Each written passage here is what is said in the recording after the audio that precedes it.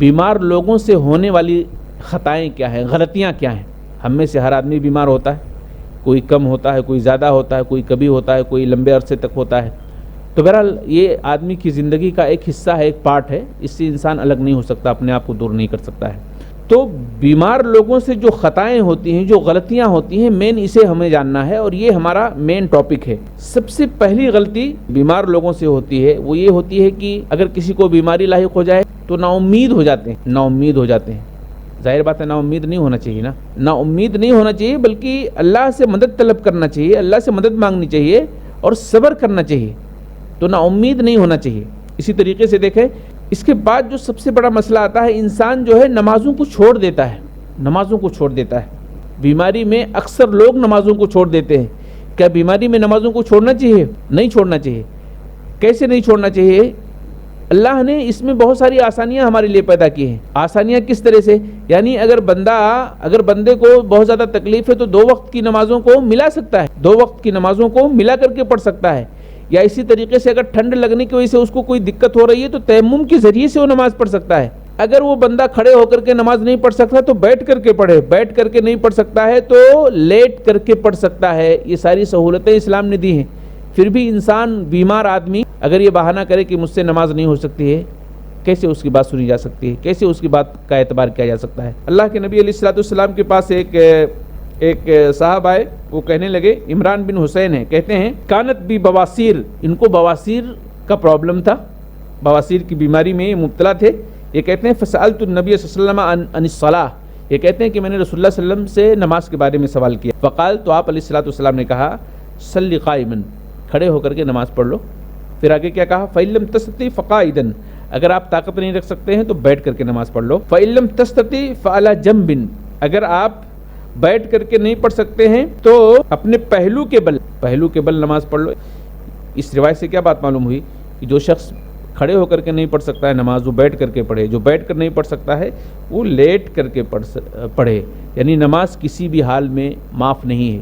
نماز ایک ایسی عبادت ہے کہ آدمی کی زندگی کے آخری سانس تک یہ معاف نہیں ہے، اللہ نے کبھی معاف نہیں کیا ہے۔ جنگ کی حالت میں بھی معاف نہیں کیا ہے، تو بیماری کی حالت میں کیسے معاف کرے گا؟ جنگ میں تو ہمیشہ خطرہ رہتا ہے کہ انسان کی جان چلی جائے گی، مگر وہاں بھی نماز معاف نہیں ہے۔ تو بہت سارے بیمار لوگ کیا کرتے ہیں، جیسے ہی بیمار ہوتے ہیں اپنے آپ کو نمازوں سے بالکل دور کر لیتے ہیں، بالکل الگ تھلگ کر لیتے ہیں۔ حالانکہ ایسی حالت میں تو ان کو نماز اور زیادہ پڑھنی چاہیے، اور زیادہ محبت سے، لگن سے پڑھنی چاہیے نماز۔ ہو سکتا ہے کہ اسی بیماری میں ان کا انتقال ہو جائے۔ انسان کو کثرت سے جو ہے اس طرف راغب ہونا چاہیے، نماز کی طرف آنا چاہیے، لیکن انسان بہرحال اس طرح سے نماز نہیں پڑھ پاتا ہے، بیماریوں کو لے کر کے بہانہ بناتا ہے اور نماز چھوڑ دیتا ہے، جو کہ بہت بڑی غلطی ہے، بہت بڑی غلطی ہے۔ اسی طریقے سے کچھ لوگ ایسے ہوتے ہیں جو نماز تو پڑھتے ہیں لیکن نماز کو تاخیر کر دیتے ہیں بیماری کی وجہ سے، بیماری کی وجہ سے نماز کو تاخیر کر دیتے ہیں۔ کیا بیماری کی وجہ سے نماز کو تاخیر کرنا چاہیے؟ بیماری کی وجہ سے نماز کو تاخیر نہیں کرنا چاہیے۔ اگر آپ کو دقت ہے تو آپ 2 نمازوں کو ملا کر پڑھ لیجئے، لیکن تاخیر مت کیجئے، کیونکہ اللہ کے نبی علیہ الصلوۃ والسلام نے ایک حدیث کے اندر فرمایا ہے ایسے آدمی کی نماز منافق کی نماز ہے، ایسے آدمی کی نماز منافق کی نماز ہے۔ کس طرح کی نماز ہے وہ؟ کہ آدمی بیٹھ کر کے سورج کا انتظار کرتا ہے، آدمی بیٹھ کر کے سورج کا انتظار کرتا ہے، یہاں تک کہ سورج شیطان کے 2 سینگوں کے درمیان یعنی ڈوبنے کے بالکل قریب ہو جاتا ہے، تب وہ اٹھتا ہے اور جلدی سے 4 چونچ مارتا ہے، یعنی 4 رکعتیں پڑھتا ہے جلدی جلدی، اور اس میں اللہ کا ذکر بہت کم کرتا ہے۔ تو اس حدیث پاک میں یہ بات بتائی گئی ہے کہ انسان اپنی نماز کو تاخیر کرتا ہے، مؤخر کرتا ہے، یہاں تک کہ سورج بالکل ڈوبنے کے قریب آ جاتا ہے، سورج ڈوبنے کے قریب آ جاتا ہے، اور بس اٹھتا ہے اور جلدی جلدی جا کر کے جیسے کوے چونچ مارتے ہیں، ٹھور مارتے ہیں، ویسے جلدی جلدی پڑھ کر کے اپنے آپ کو مطمئن کر لیتا ہے۔ تو اس طرح کی نماز منافق کی نماز ہے۔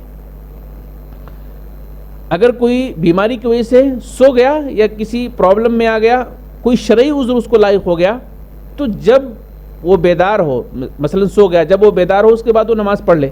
اللہ کے نبی علیہ الصلوۃ والسلام فرماتے ہیں من نسی صلاۃ او نام عنها فکفارتها یصلیها اذا ذکرها، جو شخص کسی نماز کو بھول جائے یا سو جائے اس کا کفارہ یہ ہے کہ جب اسے یاد آئے تو اسے فوراً پڑھ لے، چاہیے کہ اسے فوراً پڑھ لے۔ سو گیا آدمی بیماری کی وجہ سے، نیند کی گولی کھا لیا، ڈاکٹر نے دے دیا، کوئی بات نہیں، انشاءاللہ اس پر کوئی حرج کی بات نہیں، جیسے اٹھا بیدار ہوا اور نماز پڑھ لے، یا بھول گیا جیسے اسے یاد آیا پڑھ لے۔ بیماری میں بہت سارے لوگوں کو بھولنے کی بھی بیماریاں ہوتی ہیں، تو بھولنے کی بیماری میں اگر کوئی مبتلا ہے، جب اسے یاد آئے تو پڑھ لے نماز، لیکن بہرحال نماز جان بوجھ کر کے لیٹ یا تاخیر نہ کرے، نماز کو دیر سے نہ پڑھے۔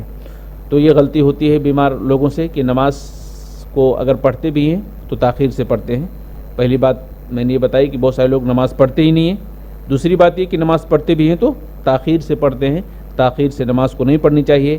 یہ جاننا چاہیے کہ نماز مذہب اسلام میں سب سے اہم عبادت ہے، ایک ایسی عبادت ہے کہ اللہ کے نبی علیہ السلام نے اپنے کسی بھی دشمن کے خلاف بد دعا نہیں کی ہے، اپنی عمر میں، اپنی زندگی میں کسی بھی دشمن کے خلاف آپ نے بد دعا نہیں کی ہے، لیکن آپ کی زندگی میں نماز کا ایک مسئلہ ایسا آیا، کسی غزوے کے موقع پر، غالباً غزوہ خندق ہے، غزوہ خندق کے موقع پر اللہ کے نبی علیہ السلام اور آپ کے صحابہ کو دشمنوں نے اس طرح سے باتوں میں پھنسا لیا تھا کہ آپ اور آپ کے ساتھیوں کی، صحابہ کی عصر کی نماز قضا ہو گئی تھی۔ اللہ کے نبی علیہ السلام کو اتنی تکلیف ہوئی، اتنا درد ہوا کہ آپ نے صحابہ سے کہا کہ اپنے ہاتھوں کو آسمان کی طرف اٹھاؤ اور اس طرح سے بد دعا کرو، اے اللہ جن لوگوں نے عصر کی نماز کو قضا کرا دی ہے، اے اللہ ان کی قبروں کو جہنم کی آگ سے بھر دے، یا اس طرح سے آپ نے کہا کہ اے اللہ تو ان کے پیٹوں کو جہنم کی آگ سے بھر دے۔ مسلم کی روایت ہے۔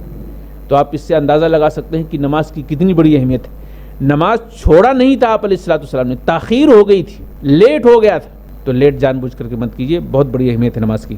اسی طریقے سے دیکھیں بہت سارے لوگ، میں نے شروع میں اشارہ کیا کہ نا امید ہو جاتے ہیں، بیماریاں جب ان کو لاحق ہوتی ہیں نا تو نا امید ہو جاتے ہیں۔ نا امید نہیں ہونا چاہیے، کیونکہ یہ مسلمانوں کا شیوا نہیں ہے۔ یہ کس کا شیوا ہے نا امید ہونا؟ یہ کافروں کا شیوا ہے۔ اللہ نے ایک جگہ بیان کیا، فلا تکن من القانتین، آپ نا امید مت ہوئیے، نا امید ہونے والوں میں سے مت ہو جائیے۔ قال ومن یقنط من رحمت ربہ الا الضالون، اللہ کی رحمت سے مایوس کون ہوتے ہیں، نا امید کون ہوتے ہیں؟ جو گمراہ لوگ ہوتے ہیں، جو گمراہ لوگ ہوتے ہیں وہی مایوس ہوتے ہیں۔